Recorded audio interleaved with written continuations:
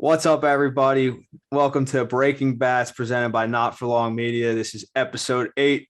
I am Brian O'Grady coming to you from Sendai, Japan.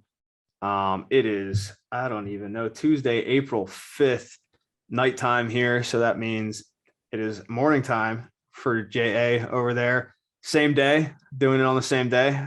I think for the first time since I've been in Japan. I think we've always been morning guys. So, what's going on, dude? How you doing? I'm good. I stayed up way too late watching the NCAA March Madness National Championship.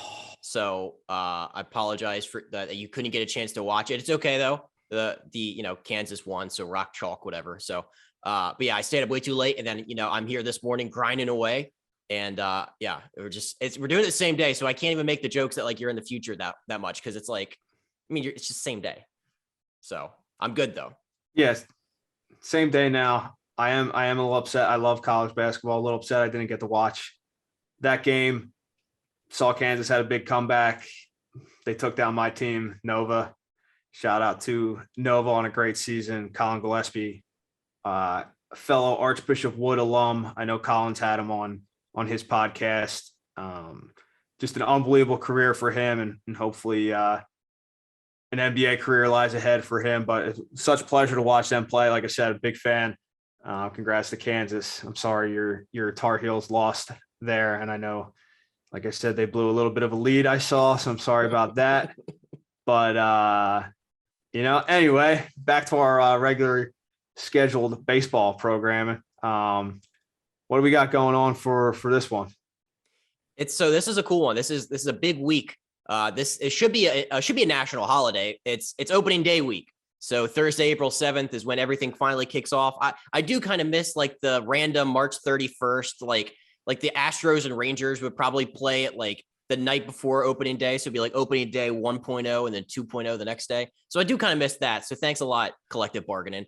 But yeah, it's just gonna be a full slate of games. I feel like this is like one of the best sports days of the year. It's just everybody's playing the day games, ESPN, all that stuff. So but with it being opening day week, I think it'd be cool to kind of talk a little bit about, opening day memories. So we were talking a little bit before this. You haven't done the traditional MLB opening day. You haven't done the red carpet or whatever from the outfield, but you have some opening days in, every other level. So like when we talk about opening day and all the fun memories that it brings along with it, like what kind of stands out for you? Opening day is one of the best days of the year for sure. It's a clean slate. It's a new season. Anything can happen. You can hit 400, maybe, probably not, but maybe. You can do all these different things. You just have it's a totally new opportunity to, if you're in the lower levels, play well, move up, whatever it is, or if you're closer to the big leagues, get that first opportunity in the big leagues. I never got to experience it in the major leagues so far, unfortunately. Hopefully one day I'll get to that. It just seems like such a special day there. I know Cincinnati, it is a very big deal in Cincinnati opening day. They have a gigantic party down there, getting ready for the Reds. It's one of the really cool spots that do it. But it's just exciting, man. It's a new season. Everybody's got a chance to win, kind of. So it's fun. You just, as a fan, you got that to look forward to. And as a player, you got no numbers yet. You're not worrying about anything. You got a clean slate to start from. And there's just so much excitement from everywhere when it's opening day. So what do you got on opening day? I like that. It's a good point. Everybody's in first place. Everybody's tied for first on opening day. And that's the only day of the year that you can claim that if you're a fan of the Pittsburgh Pirates or the Baltimore Orioles. So I can say that because I enjoy both of them. So I'm allowed to make those jokes.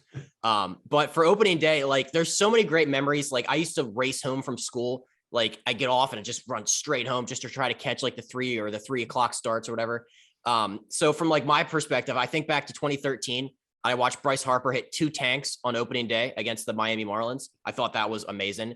And then the Orioles used to just always walk off the Minnesota Twins on opening day. They did it in 2016 and 2018.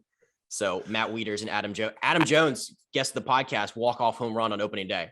So that would have been cool to actually bring up now that I think about it. Oh, sick. Well, But we'll talk to him about that later. yeah, that'll be the second part of the Adam Jones conversation. But yeah, it's so much fun. You just watch like an entire day of baseball. There's nothing better. So yeah, like nothing comes to mind for you though when you were like a kid or whatever watching like the Phillies or nothing like that. You didn't have any of those kind of memories? Nothing that really comes to mind, honestly. I was always playing, so I might have been playing my own game, whether that was high school or something else. I watched so many Phillies games sitting on the couch with my dad growing up that, the only thing that really stands out in those memories, seriously, is when they won the World Series. I'll never forget that. That was really special to sit there and watch that with him after all the games we watched before that. So that's like the biggest thing for me, man. I don't know. It's funny. Like, I've always watched baseball my whole life. I still do now. Some guys, when they're done playing, they don't want anything to do with baseball. Sometimes I get like that, but a lot of times I'm still checking out Sports Center, see what happens, see who did what, see how my friends did, whatever it is. So it's just cool, man. I'm excited. We got opening day already here. We're a little bit into it. I'm excited to see what's going on over there. It is a cool day in the sense that, like you said, there's games on all day. Like, you can just sit there and fucking not do anything and watch 5 games. So if you're a nut, it's a good time. I know Carabas's birthday was the other day. I was just talking to him. He's very excited, even though he says the Sox are going to get rained out, so he's not happy about that. But, he's fired up for that day. If you're somewhere along those lines, it's definitely a great day. And then we talked about this right before too, some of the stories of guys making their first team out of spring training or first opening day. And nowadays you get to see it on social media, they'll set it up and it's just really cool moments. I know you, who were you talking about earlier with that one? So the Seattle Mariners did something really cool on Twitter. They had like a Hard Knock style camera set up in the manager's office, and they had the J-Rod show. So Julio Rodriguez, one of their top, I think he's an outfielder. They had a video made for social media where the manager let him know that he made the opening day roster, and that it was so cool. And then like the icing on the cake was like, your parents are going to be there too. We're going to fly your parents out and make sure that they're at your very first major league opening day. So, it was just, they tug on the heartstrings a little bit with that kind of stuff. And I love it. But there's also like a flip side to this like feel good coin is where it's like, you want like the cool out, like stories like this, like the Julio Rodriguez's. But then there's also the flip side where it's like the top prospect that the organization doesn't want to mess up his service time, because that's still a thing. They're not going to make the opening day roster. So you have to like check and see like which one of your favorite prospects is going to make it and not, because you're going to get let down if you're like an Adley Rutschman fan. Well, he was hurt, but like I didn't think he was going to make the opening day roster anyway for the Orioles. So we got denied a feel good social media video for Adley Rutschman. So yeah, but then there's some organizations that do it right, like the Kansas City Royals and Bobby Witt Jr. So that's your AL Rookie of the Year, by the way. So yeah, there's a lot of cool prospect stories, a lot of guys, maybe journeyman. I think you said that was you have a buddy that may just make the Toronto Blue Jays for the first time, like the journeyman kind of taking a little bit longer to get to the big leagues kind of thing. Yeah, definitely. I'm going to get that 1 second. I will say this year, so far, it seems like this spring training that most teams are disregarding anything to do with the service time. So I will give them credit for that this year. I believe we got Torkelson with the Tigers is making that team. Mm-hmm.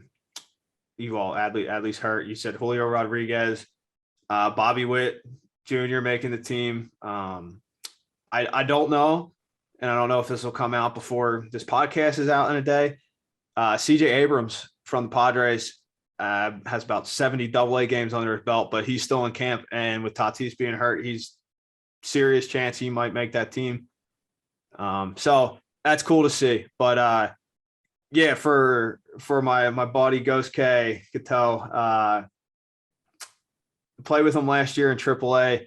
With the Padres, El Paso. He was, I think he was second round there a few years ago. He was born in Japan, grew up in California, drafted by the Yankees, has been grinding. I think he's 27 now. Was in camp with the Blue Jays as a non-roster invitee. So that is, unless you're a guy who's been around the big leagues and it's kind of understood like, hey, you'll have a roster spot when the time comes. We just can't give it to you right this second. It's a tough spot to be in. And he played well enough to make that team, man. And I saw it on Twitter, MLB trade rumors, and, texted him, FaceTimed him right away. Just super excited for him. Those are my favorite stories because I know personally how hard he's worked to get there, how bad he's wanted it. And to make it for an opening day like that is just, it's phenomenal. I'm sure he can't describe the feeling. We'll have to get him on here. I'm going to force him to come on here, but those are my favorite stories, man. Those are the really cool ones. And it just changes people's lives, honestly. It's a gigantic deal. Yeah. I mean, those are memories that, like, especially if you're going to have your parents there and everything too. It's like, those are things you look back and you're going to keep with you for the rest of your life. So I love opening day. Like I said, I think it should be a national holiday. I think everybody should take off work. So just so they can watch baseball all day, but it's one of my favorite days of the year. But kind of switching gears though, to the shifting the focus to you for a second. We talked a little bit about, how Japan's going lately. So in today you faced former New York Yankee Masahiro Tanaka. That's a big deal. Like, talk to me a little bit about what's been going on in your world. A tough past couple of days for your podcast host here. Started off pretty hot, and then went to Chiba. It was cold. It was rainy. It was hard to see the baseball in that stadium. It just wasn't a great series. I finished the last game of that series. Kid Sasaki has already been on Pitching Ninja, started for them. He's sitting about 96 to 99 the whole game. Good splitter. Couldn't see the ball anyway, so that's a tough combo. So I punched out 3 times. That was fun. Snuck out with a single, so that was cool to save it there. Then fast forward, we get to Sendai playing Rakuten today, and Tanaka's on the bump. So, it's not like I'm facing some shitty pitchers. Some dudes with pretty good stuff. Tanaka probably still be pitching the big leagues if he wanted to, but I don't know. The Yankees didn't want to pay him, and he didn't want to play for anybody else other than the Yankees or something. And I proceeded to strike out my first 3 at bats again, so that was great too. So, I got pitches to hit, and I just didn't fucking hit them. What are you gonna do? My swing was shit today. I was going at the ball, pushing, not doing what I do, and I paid for it, and it sucks. And on top of all that, we've lost. The Lions are struggling right now. It was going really well, and I believe we lost 5 straight games now, I think. Yeah. Our 3 and 4 hitters got hurt. Yamakawa hurt his hamstring running the bases when we were in Nippon Ham. And he was, as you remember, just hitting homers nonstop and just hitting like 500 to go with it. So that hurt pretty big.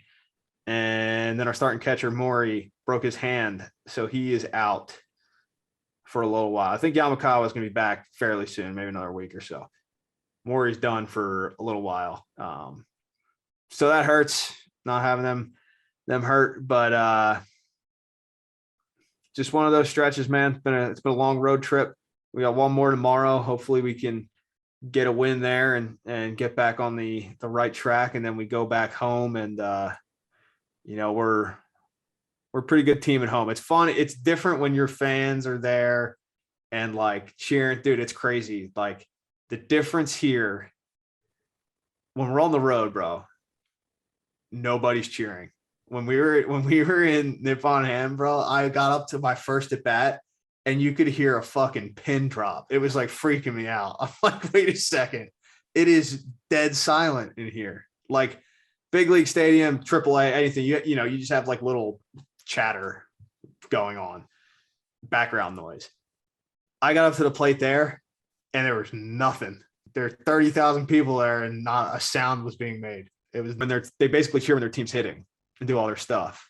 So when we're at home, our fans are cheering for us while we're hitting. So it's a little more, just a different dynamic. So anyway, yeah, I've sucked lately. The team's been struggling a little bit, partly because of my sucking. So hopefully tomorrow we'll We'll figure it out. Get back to some hitting some balls, and it's a long season. We'll be fine. We're not worried about it. Just not playing good sucks still, no matter what. Well, do you just resort back to like, just like the baseball cliches, like take it one game at a time, go out there 110%, all that, just break out those in case of slump? Always, bro. I mean, I'm not going to say it's a slump. It's I hate striking out. I hate striking out. Striking out sucks. So, if I didn't strike out 3 times back-to-back games, I wouldn't care nearly as much. It just pisses me off to strike out. And on top of that, I had pitches to hit today, and I didn't do it. But long season, it happens. Be 4-for-4 tomorrow, and we'll laugh about this the next day. It's how it goes. Everything will be fine. It also losing amplifies all that stuff too. If I was doing this and we were still rolling, whatever. But doing, me sucking and the team losing too is just the old double negative there. But wait, you said that like your individual numbers, like, yes, you've talked about struggling here the last couple of days, but like overall for the season, I think did you say you're still leading the league in hits? That's pretty good, or close to it. Yeah, I think I was tied coming into today. So who knows what happened today, but yeah, my agent sent me that. So that was cool. But yeah, man, it's the ups and downs of baseball. You just ride the wave and it'll all turn around. Like we've said this before, there's going to be 30 games this year where I stink, and there's going to be 30 games this year where I'm the best player in the world.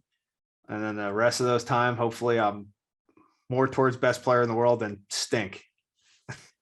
I think for somebody who in his first year, like 2 weeks into a new country, I think you're being a little tough on yourself. So we need to turn this into the positivity corner. So I think you're kicking ass over there. So I'm going to be glass half full. I really appreciate it. Yeah, well, see, that's why you're my co-host, because balance. I need that balance in my life. I can't just do it all, Well, I have something that'll cheer all of us up. Our interview for this week with Chicago Cubs first baseman Frank the Tank Schwindel, the Schwindy City himself, hopped on for about 40 minutes. It was the coolest thing ever. You've known Frank a lot longer than I have, obviously. So how cool was that getting to chop it up with him again? Dude, I'm just so happy for Frank. Honestly, he's such a good dude. I've known him since college. He's a Jersey guy. He went to high school with a couple guys that I played with at Rutgers. He went to St. John's, where I almost went to before Rutgers. So we played against each other in the Big East. Just kind of knew him from that. We played against each other in summer ball in college, and he just always. Well, every time he came home, I'm like, this dude fucking hits the ball. Like, this dude can just hit. And, we talk about it in the interview. Like, he got to pro ball and played well. He was a later pick, I think somewhere in the 20s, 22nd, something like that, 22nd round. But, like, just hit. Got there and just hit. It's, didn't struggle, just hit 300 everywhere. And we ended up crossing paths in the Dominican in winter ball. He was down there with Australia's, and I went down to play for them. So it was me and him. Got to be pretty good buddies after that. He played really well down there. And then, yeah, man, he's like back-to-back AAA player of the year for the Royals, or like minor league player of the year in AAA with these just stupid numbers, and they just never called him up. They just left him there, let him hit 315 with like 30 homers, didn't care. And finally, I think it was 19, he made the team out of spring. Like, I saw him one of the last days we were playing, and he made the team out of spring and got like 10 at bats, DFA'd him. Ended up like somewhere else or whatever. Oakland, came up with Oakland eventually, and first at bat, homer. Didn't, ended up like 1 for 10, DFA'd him too, bounced around, whatever. Ends up in Chicago, and the rest is history. Gets a chance to play every day, and just his numbers were amazing. And if you know him, he's a goofball. He's just a good dude, just hangs out, he's just having a good time. And he talks about that in the interview. And I'm just so happy for him, man. He deserves it. He deserves he deserved the shot to play every day, first of all, and he deserves everything he's got going for him now. And I know you really enjoyed that interview. You were a big Frank the Tank fan before I told you that I knew him. Without a doubt. Yeah. He's very, very funny. Like, it's very expressionistic in the dugout. Like, there's a lot of like silly pictures of like him making these crazy faces after he hits like a homer or whatever. But yeah, you're right. It's just like he gets an opportunity to play every day after they trade Anthony Rizzo. And sometimes that's all it takes, right? Like, having an organization say like, you're our guy, like just go out there, you're going to play every day, regardless of how you do. And he went out there and I think he hit like 340 something with double digit home runs in like 50 games. So I'm here for it. I'm a Frank the Tank stan for the rest of my life. And I think it was the coolest thing ever that we got a chance to talk to him. Yeah, man, I can't wait to watch him this year. I think my favorite thing he talked about was a lot of his buddies. I forget if they lived in Chicago or if they were just visiting, because obviously Wrigley's such a cool place to go watch a game, but that they would go to a bar down there just to have a beer after the game and hang out. And at first, Frank was fine doing that. But then after Frank the Tank really started to roll and the people of Chicago knew who he was, it was a little bit harder for him to keep going to have a beer after the game. But that's Frank. That's him. That's a perfect way to describe him. He's just another guy, and man, he can swing it. And I have high hopes for him this year. And with all that being said, let's send it over to our interview with Frank Schwindel. Today on Breaking Bats, we got Frank Schwindel, Frank the Tank. He's here. How we doing? Jersey guy. Doing good, man. He's a Jersey guy. We played against each other in college and in summer ball. College summer ball. We ended up playing with each other in the Dominican Republic, which we'll talk about too. Dude's always raked, and this year he finally got a consistent opportunity in the big leagues, and he raked. So now he's a Cubs cult hero, and I'm very happy about that. So, Frank, what's going on, man? Good to have you on. Not much. I appreciate the kind words in the intro, but yeah, it's been a fun ride. You were, when we were coming up with the names or people we wanted to have on here, one of the first people JA said was, "Do you know Frank Schwindel?" And I said, "I do know Frank Schwindel." So you were one of the first ones JA thought of too. So I know he's excited to have you here as well. Yeah, I'm honored. How's the off season going, man? I know your son. How old's your son now? He's turned 1 in January, so he's 13 months now. He's walking and he's having a good time, but he definitely takes some time. But yeah, I mean, wouldn't trade it for anything. He's the best. That's awesome. Yeah, being a dad, doing all that stuff. It's got to be cool. We're so busy during the season, but then you really have that downtime in the off season to do all sorts of things. So it must be a lot of fun to have all that time to spend with him and your wife now. Absolutely. No, we're having a blast, and thank God for daycare too. So then we drop him off and, lift, hit, get some golf in, and then pick him up and, have fun with him too. So it's the best of all worlds. Yeah. Well, you probably don't have to work or anything anymore in the off season now, right? No, I'm taking it easy. That was one of the best parts about like finally making a couple bucks after grinding through the minor leagues. You're like, oh my God, I don't need to go give. I mean, a lot of guys give lessons, dude. I roofed. I was a roofer in the middle of North Philly. That was an experience. Great times. That was brutal, too, but yeah, brutal. I did the whole lesson thing too until I had a kid. He took 200 swings in the hour. I threw probably 100 pitches of BP, and I was like, I'm out. I was like, I'll do anything else in this, but I was hanging. So I'm like, yep, I got to find something else. So then had to alter my lesson a little more machine, and then thank God didn't have to do much of anything this year. Yeah, it's fun to give lessons, but at the same time, it's a lot. Oh yeah, and So it's not easy if you want to be good at it too. So I don't know. No. It's definitely a lot less pressure this off season, and it took a little more time to myself and my family. So it was nice. That's good. So you said you're going down to the DR tomorrow, huh? Little vacation, or you guys?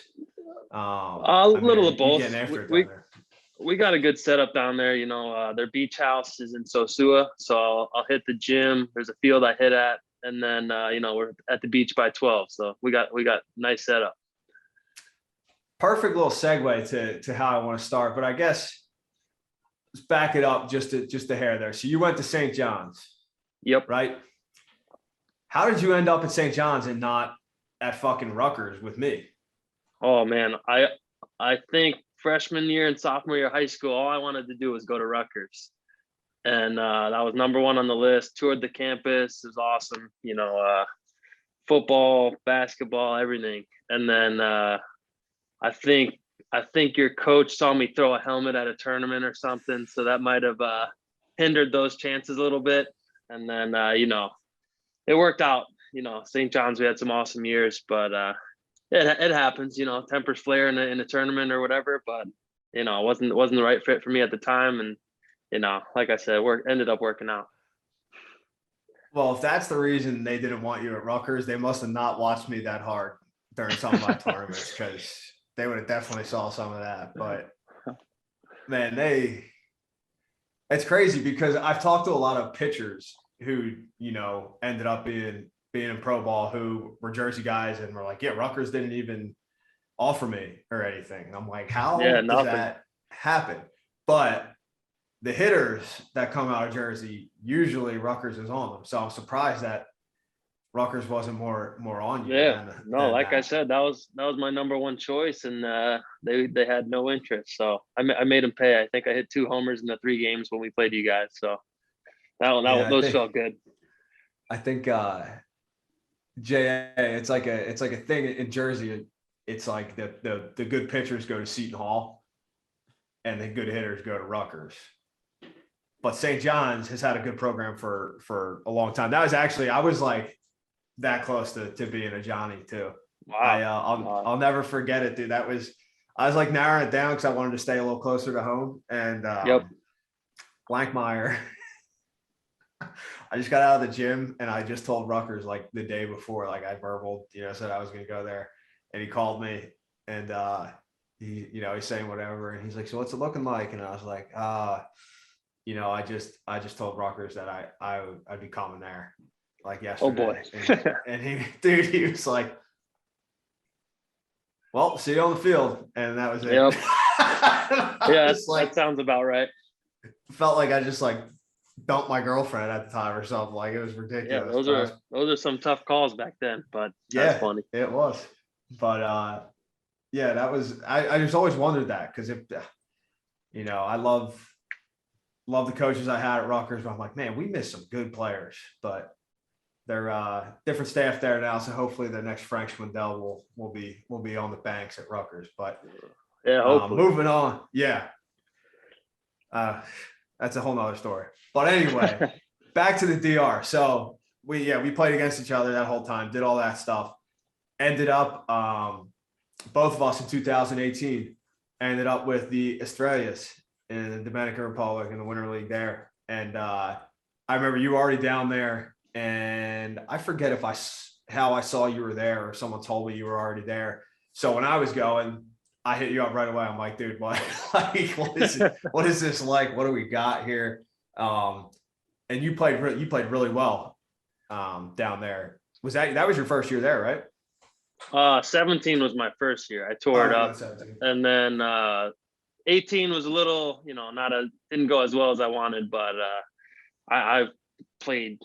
I was looking back at it. I've had 2 full seasons in a row with 35 plus games down in Dominican on top of that, and I was gassed at the end of that. So I was like, I need a full off season this next year. But I was tempted to go back this year too. I was signed with the Aguilas and then packed it in late. But I mean, there's no baseball like it down there. That's so funny you said that because that's literally, well, 18. Yeah, we were there together. What a team that was, by the way. Tatis Wow. Jr., Tatis Sr. is the manager. I mean, we had a really good team, and that team won. Yeah, 1 through For the 9, first everybody time. had big league time. Yeah, and that was the first time in what, like 50 years they won something crazy, 40 something years. Yep. Which it's JA. You ever get a chance to go down there, man? Those games are nuts. There's nothing. Oh yeah. Like those games. So they had me back this year. I threw out a first pitch at Estrella's first Aguilas game, and then we hung out in the owner's booth, and they took care of us. It was a good time. I don't know. I don't know a ton about the DR leagues down there. Like, what factors into a decision for a guy to want to go down there, and does like the pros outweigh the cons in terms of it like interrupting a normal off season for you guys? That's a good question. I think it's definitely a good way to make some money. They pay the imports pretty good, and then the biggest thing is if you weren't an everyday guy or might have had an injury or something, you go down and get those extra at bats, or some guys work on another position down there or something like that. Whatever the big club wants to see out of them, and then go from there. That's fascinating. Was it the same for you, Brian? Was that the reason you would head down there? Yeah, the first reason was money. They pay really well. I was coming off in 18. That was like the first year I started to kind of take off. So they wanted me, and I thought it'd be a good way to play well again and sneak on the 40-man roster in the offseason, which didn't happen. Both. I didn't play well, and then I wasn't on the 40-man either. But it's really good competition. Like as a hitter down there, it definitely helps. But it does make the season long. If you play the full season and you go do that, like it's a lot. But then I did that, and then the next year, 19, I made my debut, and I signed with Aguilas like super early, just in case I needed it. Yep. And I was at the same thing as you. I'm like, man, do I really want to go do this again? Like I just played so much. Do I really want to go down there? And I did it for a month, and I was grinding, but it was a blast. Like playing the Aguilas Lycée games, dude. I hit a couple homers against Lycée. So like, oh yeah, I saw the one that you're still not haven't touched first yet. That was funny. That's a good one, but it was a lot of fun. And so like Aguilas fans love me. Australia's fans don't like me because I stunk. I actually didn't play that great for Aguilas either, but I just had Lycée. I owned Lycée, so that's all they cared about. Yeah, that's all that matters. Yeah, it's like Yankees, Red Sox. Exactly, dude. It's JA. Those games are. I hit it. We were like struggling. We were on a slide, and we were playing them, and we were like winning, but it was packed, absolutely packed, and they were kind of making a comeback, and I hit a 3-run homer. That like if you have no context and you watch that video, you probably think it's a walk-off homer. But like down there, that's just how it is. And it like, we went on a streak after that. We won like 10 games in a row, 9 games in a row. And it just kind of turned it all around. So, but dude, I went out to left field the next inning. The entire inning, they were giving me a standing ovation. Oh yeah. I turned around, they're still standing, clapping. I'm like, this is insane. Like that's wild. They love it. It's so much fun, but it's a lot. But your minor league journey in general is crazy because what round did you get drafted in? 18th. 18th round, so not super high. Nope. But you show up and you just hit the shit out of the ball.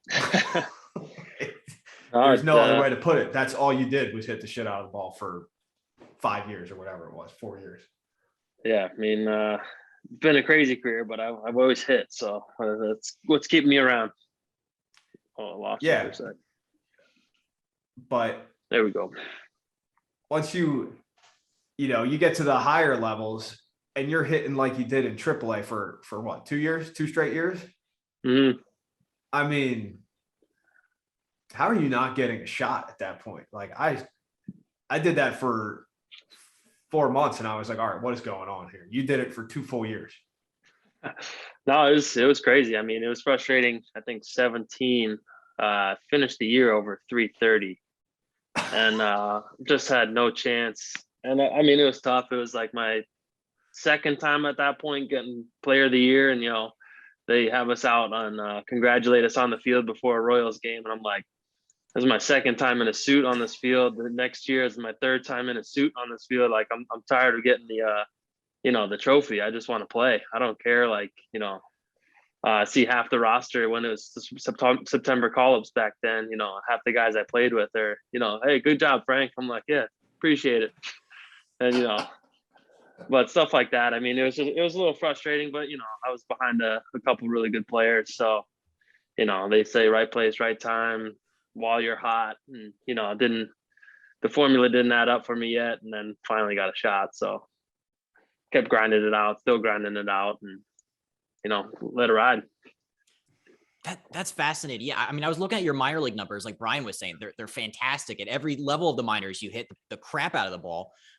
But I think you kind of just alluded to it. Like, I feel like at every point you've kind of been blocked position wise. I think it was like Miguel Cabrera and Mitch Moreland and Hosmer. Like, how did you stay positive throughout those times when you know that you're good enough to get to the next level, but there's like factors outside of your control?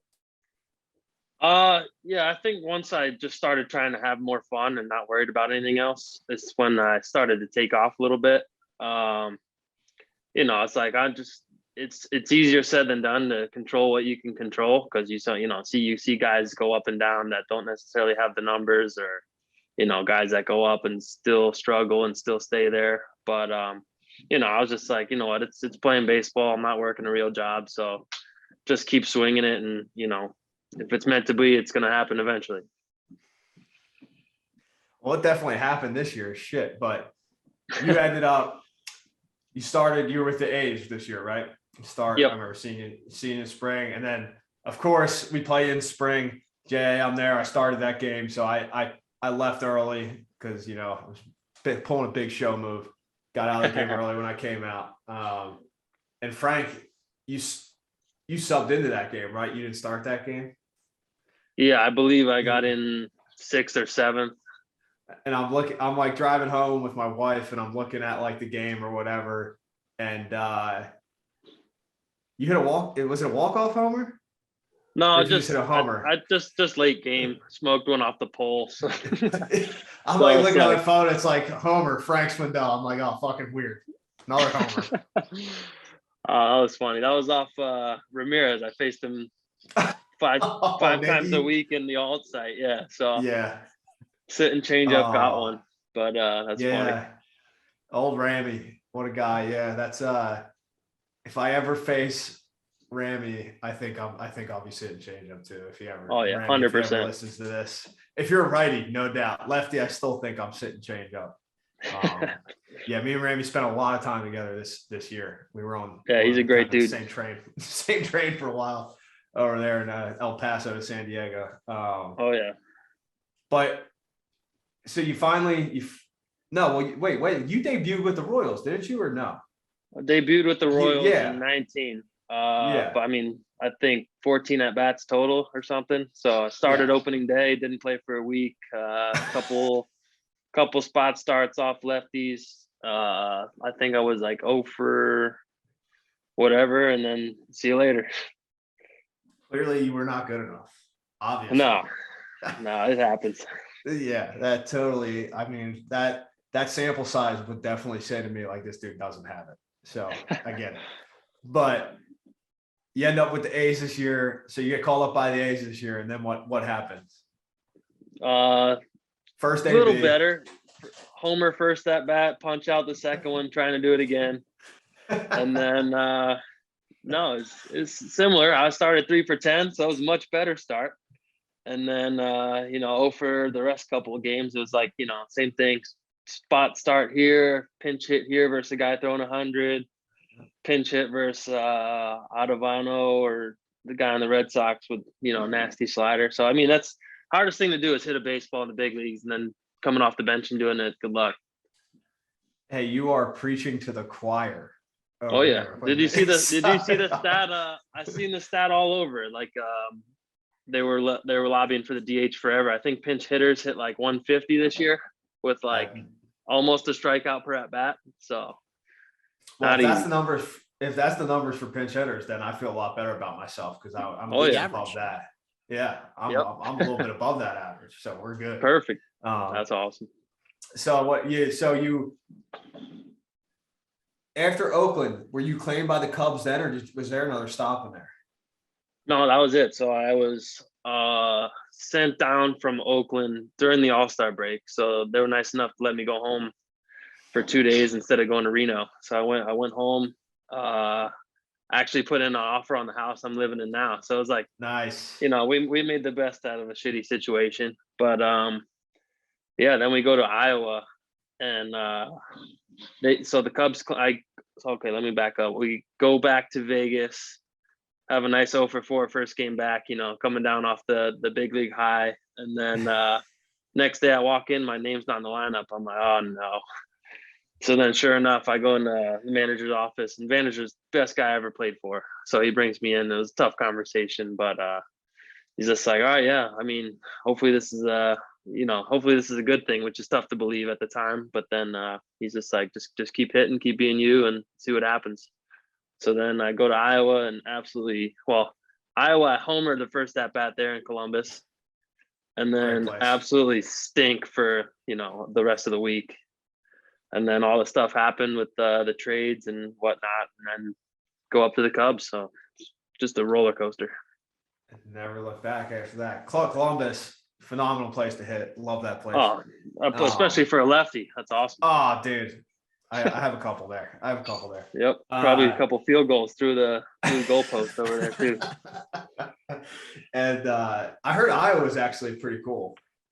Were you there at all? You were never there. No, I was there. I don't Omaha. like Iowa. Not playing there, but yeah, I think I had 140 at bats against the Iowa Cubs through Omaha. So they knew me pretty good over there. Yeah, it sounds like it. That's funny. Then so you get called up, and was it just immediate? Like, were you just raking right away, or were there a couple games in the beginning you struggled and then just took off? It was I thought it was going to be a similar situation. I got up there. I think I got to the dugout probably in the second inning of my first game. Classic. And Wisdom was hitting the shit out of the ball. He's over at first, so I'm like, it's probably hang out on the bench, make a couple bucks, pinch hit here and there. So then, yeah, I didn't play the first game. I got one pinch hit at bat the second game for defensive replacement for the pitcher or whatever, or pinch hitter, then not go in. So I popped up there and then didn't play the third game. So I'm like, yeah, I mean, it is what it is. I'm in the big leagues, but not really playing. I'm kind of used to it. And then that first game in Colorado, I started and then started every game since. So it was awesome. That's so cool. I was just sitting there like following this. I'm like, this is fucking awesome, first of all. But I'm like, just goes to show you like what happens when you get an opportunity to just play. Yeah, I mean, I've said it. I don't know what interview or whatever, but just the fact that Skip came up and he's like, "You're our guy." I mean, you're don't have to worry. You're going to be in the lineup every day, and I'm like, that's awesome. I mean, I knew the Cubs weren't necessarily making the World Series last year, so I had really no pressure and just go out there and be myself. I think a lot of people got to see what I can do. Yeah, that has to be the best. I haven't had that happen to me yet, but I can imagine that is the best feeling you could ask for. Oh yeah. Just be like, hey, I'm going to be in the lineup. But was there any other adjustment for you, like mechanics or approach or anything, or just getting to know the game better? Or was it just as simple as consistent playing time? Hey, you're the guy, taking that pressure kind of off? The biggest part for me is just they had the confidence in me to just, throw me out there every day and see what happens. But, the thing I really worked on this year was the approach aspect. I mean, I've always been a very aggressive hitter, but, I really good bat to ball skills, which is good and bad. So like those pitches, those borderline ones that, that I'm putting in play, but not necessarily hard, just take that. And the Cubs were really good because when I first got over, they were showing me my zone versus the average MLB, like blah blah blah. And they said when I swing at strikes and take away the corners, I'm I'm, an elite hitter. And it was nice to hear that rather than, hey, Frank, just swing at strikes. I'm like, no shit, I can, I could tell the, the little league kids that. But they took the time to, break it down and, you're this good on this pitch, you're this good in this zone. And not necessarily that I would look for it, but it was just, the whole confidence thing that they believed in me. They picked me up when I was down, and I try to narrow down the zone a little bit, limit the swings per at bat, and then go from there. Last season on the Cubs, from a fan's perspective, to see the core break up, to see all the trades in the July trade deadline, and to see guys like Rizzo leave, like I think you made your debut like the day after Rizzo like got shipped out. Like, did you feel any outside pressure stepping into that situation? To be honest, I didn't care. It was tough because he was so loved, and I felt like they were gonna hate me regardless because they had that was their guy. So I was just like, well, if I stink, they're gonna boo me anyway, and if I'm good, maybe they won't hate me as much. So then, that first series, they had the "We Want Rizzo" chants, and I would just look over. I'm like, clap, clap, clap, clap, clap. But then, a couple weeks in, they were cheering for me too. So I just knew it wasn't the ideal situation, but like I said, I was playing first base for the Chicago Cubs. Nobody was gonna take that happiness from me. Yeah, like who's this guy? Like, I think you might have just answered it, but like, how long did it take you to get completely comfortable in that situation where you're comfortable playing every day and you're comfortable with the way that fans view you? I would say a couple weeks. Once I had strung together a couple of good games, but I think the Labor Day weekend when we were on the 7-game win streak, and I had a couple game-winning hits in a row. I think that's when this guy doesn't suck too bad. We can hop on board for at least the rest of the season. Not too bad. Yeah. Well, now you're Frank the Tank. You're like a cult hero in Chicago because you absolutely dominated that whole stretch when, if we're being honest, they didn't have too much else to cheer about. So I know the fans appreciated that, but how does that feel now to go from them chanting "We Want Rizzo" to now you're Frank the Tank and everyone knows you? And what, you used to stop at a bar on the way home for a beer and now you can't even do that, or they see you?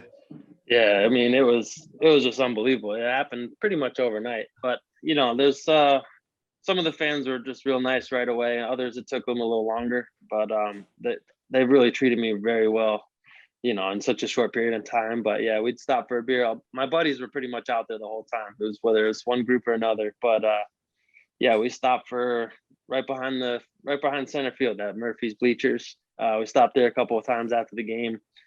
Yeah, they didn't know who I was for the first couple of weeks, and then it was overnight where we pictures, autographs, stuff like that. The bouncers getting us a private spot or whatever. But it was funny.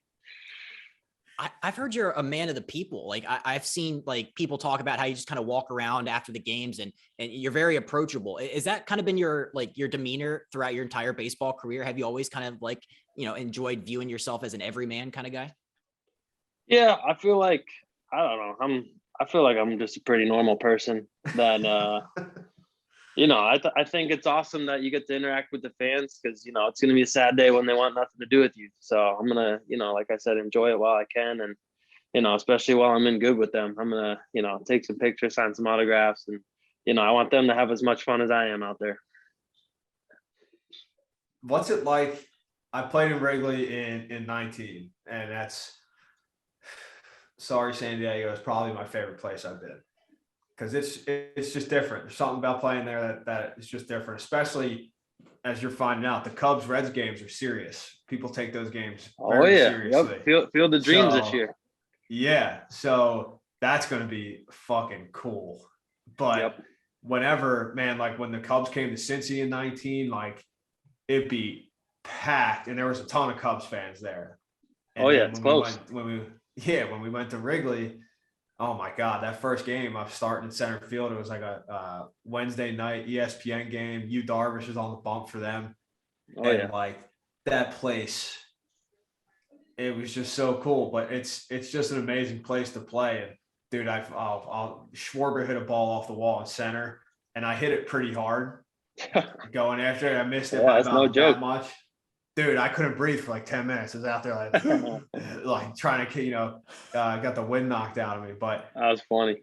how cool is it playing at Wrigley when you're home every day? It was unbelievable. I mean, it's one of the fields you play out in every video game growing up. It's it's iconic. And that it was either the first series or second series, same homestand. We were playing the White Sox, so it was fully sold out every night, and even with all the stuff that was going on with us, and it was just wild. I mean, I hit my first home run that series, had a base hit on Sunday Night Baseball, and I mean, it was wild just hearing that crowd go nuts. And then, my wife had a video. She didn't go to the game the one day because of the kid, and she was watching on the big screen across the street. You could hear the crowd go nuts, and then see my base hit on the screen. So it's just an unbelievable place to play. The city, the fans, and it's awesome.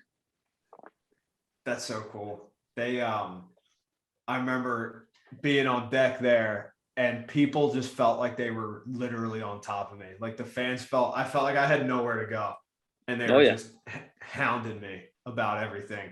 And I pinch hit later in that series and struck out in a big spot, like good at bat, struck out, and that place just erupted. Oh yeah. And I'm walking back to the dugout, dude, and it felt like these people were just right here screaming at me. I was like, God, this sucks, but this place is fucking cool. Oh yeah. Yeah, they're up close and personal there. You get the, fist bumps in the on deck circle, you get random questions, and yeah, it's fun just interacting with them.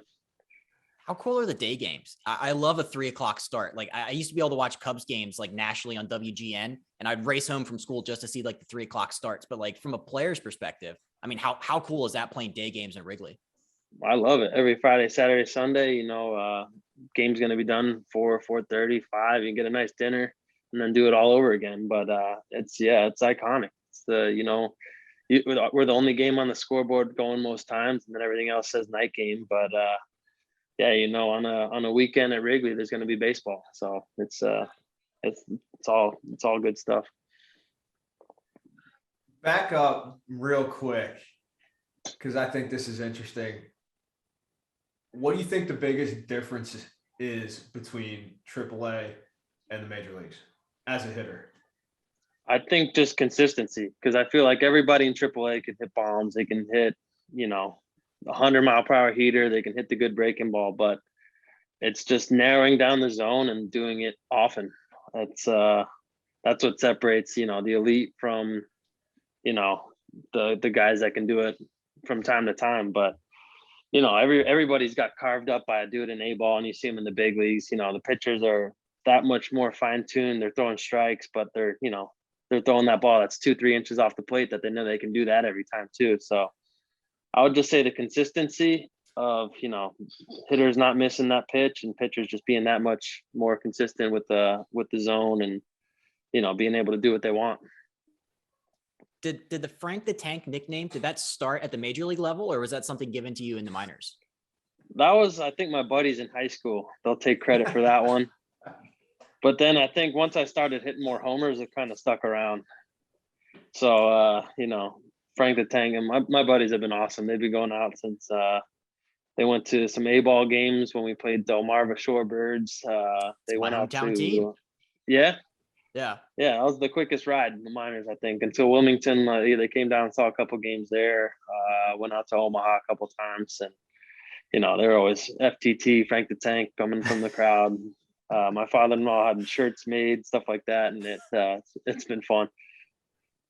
I love it. That's so cool. They your buddies will get after it at games. That's fun. Well, I'm glad they can do it now at Wrigley Field, and they don't have to do it at these other places anymore. Oh yeah, absolutely. Is there any adjustments you've been working on this offseason, or is it just keep rolling with what you kind of locked in last year and just? My swing's exactly the same. Just maybe a little more tilt just to get the ball in the air more consistently. But other than that, just locking in on the zone. You do more training off the borderline pitches, line the balls up for even just flips and BP. Don't swing if it's not over that section, stuff like that. But other than that, just try and do the exact same thing.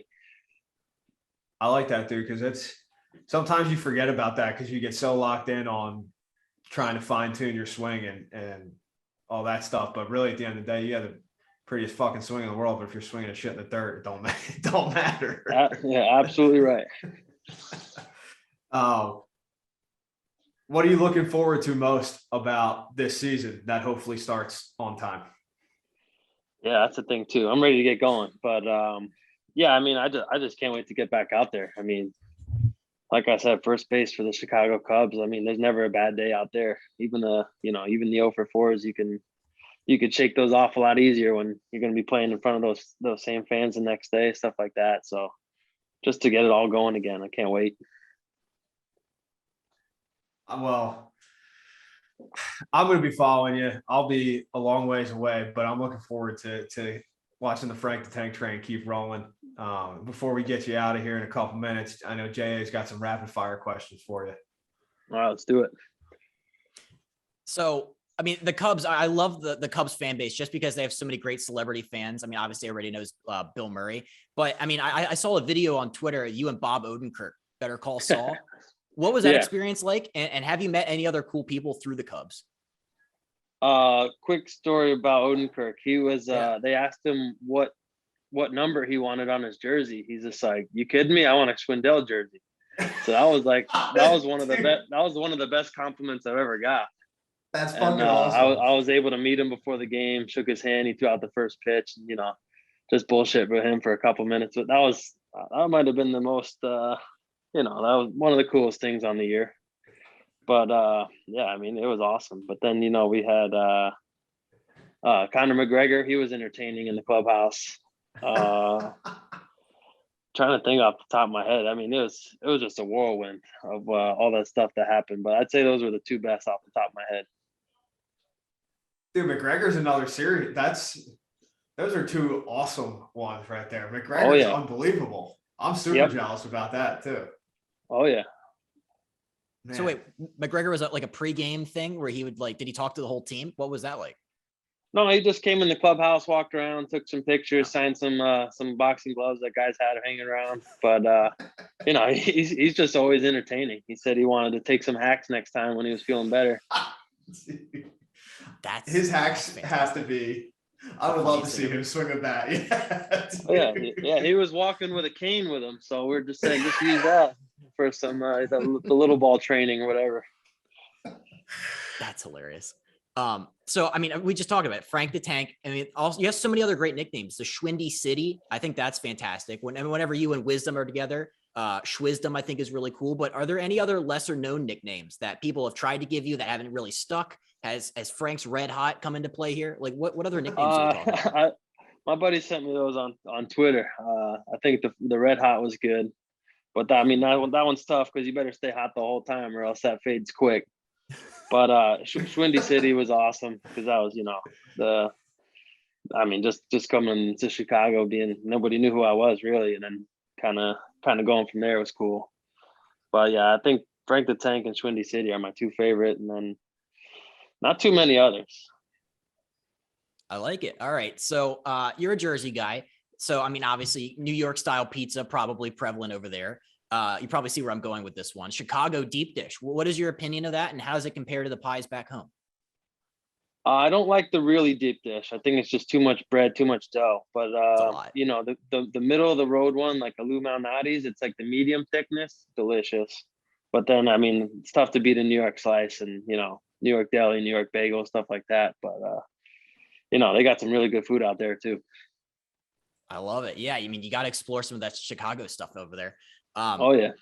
Yeah. So, I mean, we talked about your minor league career, but was there a favorite city that you got a chance to play in or go through on the road?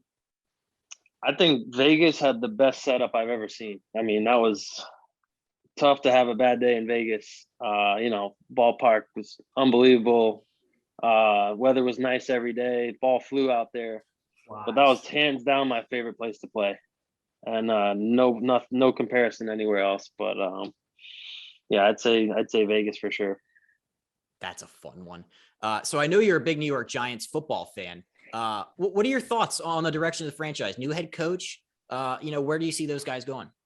Oh, they had to do something. It was tough being a loyal fan those last couple of years, but it looks like they're shaking things up. They have a plan. and just need some more excitement, not be selling tickets third weekend, fourth weekend. Yeah. You didn't like No, I mean, the 3rd and 9 QB sneak? Oof, that was tough. That was I think everybody was scratching their head on that one. And then we've had the same tailgate crew. My dad's been having the same crew for 40 years. Not one of them went to the last game, so that says a lot. well, hey, here's the hope that better days are ahead for you guys, because that's always fun Absolutely. when the Giants are good. So one of my favorite clips I saw online was the finger guns.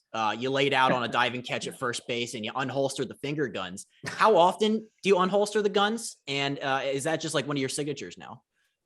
I mean, I think even just from like a cameo, I'm on that app, so people will request it and stuff like that. But it kind of came out of nowhere. But yeah, this year I wasn't.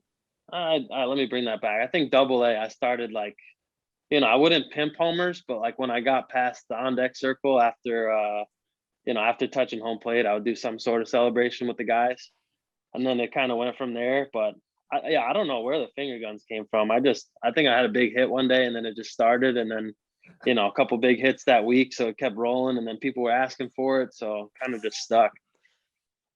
That's fun. I just picture people walking down the street, just like do the finger gun thing.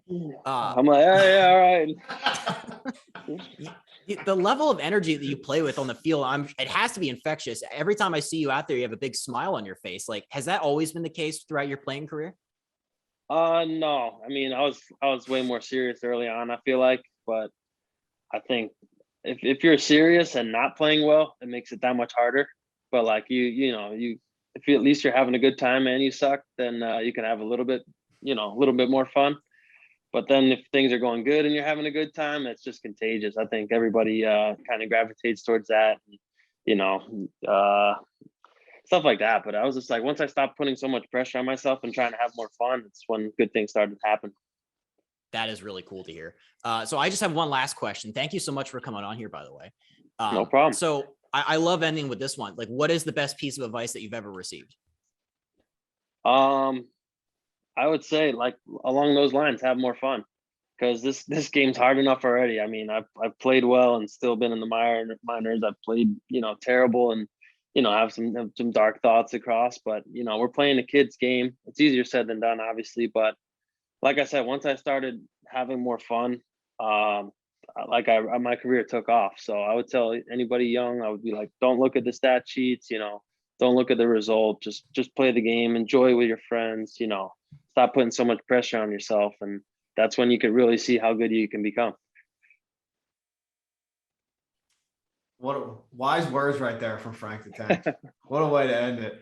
Dude, thank you so much for coming on, man. I'm so happy for you. You've grinded for a long time, and you've earned all the stuff that we just talked about, and all the attention that you're getting now, because you've hit the shit out of the ball for a long time. So I'm going to be following, man. I'm really excited for you. I hope you guys have a little bit better season this year for your own sake, but I'm looking forward to some more Frank the Tank bombs, and we'll definitely keep in touch in the future, man. Thanks for coming on. Absolutely. No, always. I appreciate it. Thanks for having me, and I'll be watching you across the pond too. Yeah, well, that'll be an interesting one. Have a good one, dude. Yeah, Thank you. Absolutely. Best of luck.